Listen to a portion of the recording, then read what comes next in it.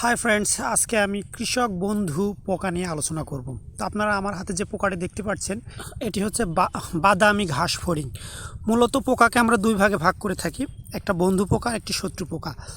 তো এই ঘাস ফড়িংয়ের ভিতরেও আবার দুই ধরনের পোকা আছে, একটা হচ্ছে সবুজ ঘাস ফড়িং আর একটা হচ্ছে বাদামি ঘাস ফড়িং। তো সবুজ ঘাস ফড়িংটা আমাদের উপকারী নয়, ওটা আমাদের শত্রু পোকা, আর এই বাদামি ঘাস ফড়িংটা হচ্ছে আমাদের উপকারী পোকা।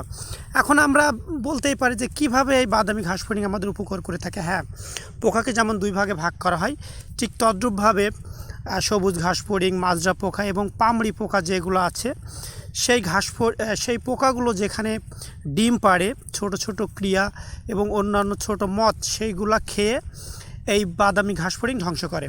এই জন্য এই বাদামি ঘাস ফড়িংকে আমাদের বন্ধু পোকা বলা হয়। এবং এটি আপনারা দেখে রাখেন, চিনে রাখেন। কোনো রকম কোনো সমস্যা হলে চেষ্টা করবেন বাঁচানোর, বা ফসলে যদি এই ধরনের পোকার আধিক্য দেখেন, তাহলে জানবেন যে আপনার জমিনে যত শত্রু পোকা থাক বা খারাপ পোকাই থাকুক না কেন, সেগুলো আপনার ফসলের সেমন কোনো খারাপ প্রভাব ফেলতে পারবে না, কারণ সেই পোকাগুলো খেয়ে বা তাড়িয়ে তার ডিম ধ্বংস করে, মদ ধ্বংস করে, বিস্তার করে। ধন্যবাদ।